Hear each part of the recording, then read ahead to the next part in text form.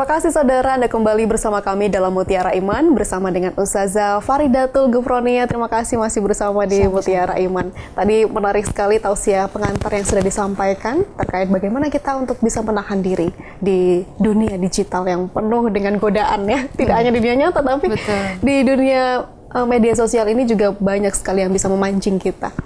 Nah, terkait dengan bagaimana kita bisa terpancing emosi, marah-marah di media sosial ini kan berkaitan dengan kita melihat sebuah konten, kemudian kita terpancing untuk membuka komentar, dilihatlah di sana ada beberapa argumen yang mungkin tidak sesuai dengan pendapat kita selama ini, dan ketika kita terpancing untuk bisa membalasnya bahkan sampai mencaci maki, ini hanya perbedaan pandangan dan pendapat. Bagaimana sebenarnya kita untuk bisa menahan diri dan tidak selalu menganggap diri kita adalah yang maha benar, begitu ya Ustazah? Bagaimana tipsnya? Terima kasih, mungkin saya akan bisa mencoba menjawab. Pertanyaan ini sudah dijawab tadi dengan hadis Rasul itu. Faliyakul khairon aw liyasmut, begitu nggih. Mending diam saja daripada kita berkomentar, bahkan katanya tadi kan memancing. Kita jangan mau dipancing kan gitu nggih. Baik. Rasulullah sudah memberikan nasihat kepada kita, diam saja ataupun berkata yang baik. Itu lebih aman kan itu, Abi. Kalau kita terus mengejar pancingan itu, kan nggak ada selesainya kan begitu. Tapi kalau kita dengan diam, seiringnya waktu nanti insya Allah akan selesai dengan sendirinya. Dan juga ini dipertegas dengan hadis Rasul begini Mbak Pia. Anna rajulan qala Nabi sallallahu alaihi wasallam, ausini qala la taudab, faraddada miraran qala la taudab. Ini Rasulullah sudah jelas. Apapun itu yang kita alami di media nyata ataupun di media sosial, baik itu pancingan ataupun bahkan orang itu membuat kita marah gitu ya. Katanya Rasulullah, jangan sampai kamu marah. Jangan marah sampai diulang lagi oleh Rasulullah. La taudab, jangan marah dan jangan marah. Untuk menahan ini semua bagaimana? Mungkin kita langsung mengambil wudhu atau banyak istighfar, atau jangan melayani, atau jangan dengarkan apapun itu ya, atau jangan, kalau di media sosial kita nggak usah ngetik saja, sudah tutup itu aja gitu, lebih aman supaya kita yang terpancing atau kita malah yang tersindir atau bahkan kita yang terdituju oleh orang itu, kita diam saja sudah, karena yang diam itu lebih aman katanya Rasulullah seperti itu. Jadi cukup abaikan. Benar. Tetapi bagaimana kalau misalkan ada sebuah anjuran bagi kita untuk bisa meluruskan, bagaimana kita bisa membatasi, membagi peran begitu antara kita mengabaikan atau kita meluruskan apa yang menjadi kesalahan argumen yang mungkin terjadi di beberapa masyarakat di media sosial, netizen begitu Ustazah. Sejauh mana kita boleh melakukan nasihat tersebut? Iya. Allah sudah berfirman di dalam Al-Quran itu, maka fatabayyanu katanya gitu. Maka tabayyunlah, klarifikasilah semampu kita. Mungkin kita membuat konten baru dengan tujuannya untuk mengklarifikasi. Kalau kita sudah mengklarifikasi, tapi misalnya masih tetap netizennya masih ngapunten nyinyir mungkin ya sudah cukup. Yang penting kita sudah mentabayun bahwa apa yang dikomentari ataupun hal-hal yang negatif menurut mereka, bahwa kita tidak seperti yang mereka anggap begitu. Kita cukup mengklarifikasi, kalau masih tetap ya kita tetap diam saja dan abaikan, selesai gitu. Jadi kita cukup memberikan sebuah pandangan yang menurut kita ini tepat, atau yang kita pahami benar begitu. Kalau misalkan tidak diterima, ya sudah, itu bukan urusan kita lagi begitu ya. Ustazah, di sisi lain banyak sekali media sosial ini dipenuhi dengan buzzer. Apalagi kalau misalkan menuju pemilu pilkada kemarin itu gencar sekali mereka bekerja ya. Kalau misalkan yang mereka sebarkan adalah berita bohong, hoax begitu, apa hukumnya untuk bisa melakukan hal tersebut? Karena ini sebuah pekerjaan bisa dibilang ya. Bagaimana Ustazah? Tadi sudah disampaikan di hadis yang diriwayatkan oleh Imam Bukhari dan Abu Hurairah bahwa kita tidak boleh berdusta kan begitu Mbak Pia. Berita hoax ini kan menyampaikan segala sesuatu yang tidak benar kan begitu. Maka itu pun juga akan kembali kepada orang itu dosa kan begitu. Maka kita harus memperhatikan apakah yang kita sampaikan, yang kita sajikan di media sosial ini benar nyata adanya atau tidak. Karena semua akan dimintai pertanggungjawaban oleh Allah. Bukan hanya di dunia, bahkan nanti di akhirat. Apalagi jejak digital tidak bisa dibohongi kan begitu Mbak Pia.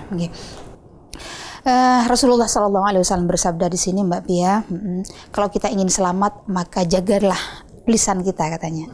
salamatul insan fi hifdzil lisan. Ini kalau di dunia nyata, nggih. Bisa juga di dunia maya. Mungkin kalau di dunia maya, salamatul insan fi hifdzil asabi. Kalau kamu ingin selamat, hai manusia, katanya Rasulullah begitu, maka jagalah lisanmu atau jagalah jari-jarimu. Tapi maaf, kami bukan merubah teks hadis ini, karena kalau di media sosial, kalau tidak dengan lisan kan dengan ketikan kan begitu. Maka kalau kamu ingin selamat, maka jagalah lisanmu dan jagalah jari-jarimu agar supaya tidak ngetik, tidak berkomentar, tidak nge-share, tidak mengupload segala sesuatu yang bahkan merugikan orang lain, apalagi sampai hoax itu tadi. Gitu. Ini kan sangat merugikan, Mbak Pia. Nah, semua itu akan dimintai pertanggungjawaban bahwa itu semua adalah perbuatan yang dilarang oleh Allah Subhanahu wa Ta'ala, sehingga berkaitan dengan keselamatan kita baik di dunia ataupun di akhirat. Nah, kita tahu kalau kita setengah menyampaikan berita hoax, maka keselamatan akan selamat atau tidaknya dipertaruhkan oleh apa yang kita lakukan, kan begitu. Sehingga kalau kita ingin selamat, maka yang baik-baik saja sudah. Kalau itu komentar atau sharean apapun, maka kita lakukan yang terbaik dan yang bermanfaat. Kalau tidak, maka itu juga nanti akan dimintai pertanggungjawaban oleh Allah Subhanahu wa Ta'ala. Begitu, Mbak Fia. Lebih baik diam, begitu ya. Benar. Tetapi di sisi lain, Ustazah, tentunya kita sebagai umat Islam, apalagi khalifah di muka bumi, tentunya kita ingin menjadi peran yang baik sebagai manusia. Kalau misalkan orang-orang yang memiliki keilmuan seperti Ustazah Farida dan sedikit ilmu saya, Mbak Fia. Nah, mereka-mereka yang mumpuni untuk berbicara justru diam di media sosial atau bahkan ya tidak menanggapi. Justru di sisi lain orang-orang yang tidak memiliki kepakaran, yang tidak memiliki kemampuan, wawasan yang mendalam terkait suatu hal begitu, justru yang paling speak up, justru yang paling cerewet di media sosial. Nah, apakah ada tuntutan kepada mereka-mereka yang berilmu, yang pakar-pakar ahli, profesor ini untuk turut meramaikan media sosial, Ustazah? Bagaimana menurut Ustazah? Apakah penting kehadiran mereka di media sosial? Menurut saya sangat penting, Mbak Pia. Maka di dalam media sosial, maka kita juga perlu selektif betul memilih akun ataupun channel ya yang betul-betul bisa dijadikan kiblat oleh kita, yang bisa betul-betul diikuti oleh kita. Maka kita harus pintar-pintar mencari dan selektif terhadap akun tersebut. Apalagi kita perlu melihat background keilmuan ulama tersebut ataupun siapa yang menyampaikan materi tersebut, dari mana orang ini, keilmuannya dari mana, sanadnya bersambung tidak kepada Rasulullah, kan begitu, atau dia hanya belajar sendiri saja tanpa ada guru, kan begitu ya, Mbak Pia ya. Nah, ini berbahaya. Kalau belajar tanpa ada guru, maka itu sesat gitu. Tapi kalau ilmu itu disampaikan dengan adanya irsyad ustadzin, gitu, petunjuk guru, maka insya Allah apa yang disampaikan oleh orang tersebut ini bisa dipertanggungjawabkan, bahkan bisa diikuti oleh halayak umum, begitu Mbak Pia. Saya penasaran milihnya, Ustazah, kalau misalkan follow di media sosial, siapa yang paling suka diikuti? Gak apa-apa, mungkin ada sebut merek nggak apa-apa? Boleh. Mungkin bisa jadi contoh bagi masyarakat di luar. Siap. Karena saya ini alumni Pondok Pesantren Salafiyah Syafi'iyah Sukorejo Situbondo, maka mungkin perlu kami menyampaikan kepada pemirsa untuk mengikuti channel S3 TV Salafiyah Syafi'iyah Sukorejo yang langsung dibimbing oleh guru kami Ki Haji Raden Azaim Ibrahimi, ataupun juga Ki Haji Afifuddin Muhajir, ataupun juga guru kami Ki Haji Abdurrahman Al-Kayis, dan banyak yang lain. Yang penting kita lihat channel di S3 TV tersebut. Jadi banyak sekali tokoh-tokoh yang sudah mumpuni dalam keilmuan Islam, tentunya sudah ada hadir di media sosial, dan banyak ya, tidak hanya di media sosial Instagram, bahkan di YouTube dengan konten yang cukup panjang ya, Ustazah. Nah, ini yang menarik, Ustazah. Terkadang kalau misalnya kita sudah mempunyai idola yang kita ikuti dari awal sampai hari ini, bahkan terkadang kalau misalkan kita sudah saklek begitu, terlalu fanatis dengan idola kita, ketika kita mendengarkan pendapat orang lain, justru kita skeptis begitu, padahal bisa saja apa yang mereka katakan itu juga benar. Kalau misalkan Ustazah sendiri bagaimana memanfaatkan media sosial? Apakah juga sering mendengarkan banyak konten-konten dari hal lain mungkin? Kita perlu juga melihat ya konten-konten dari yang lain sebagai pertimbangan.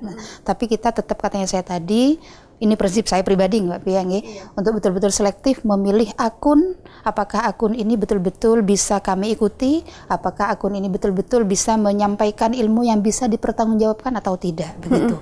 Ya dengan cara itu tadi, lihat selektif siapa pemilik akunnya, kemudian siapa yang menyampaikan materi tersebut, kemudian juga siapa latar belakang keilmuan daripada ulama yang menyampaikan materi di media sosial tersebut. Ya, benar.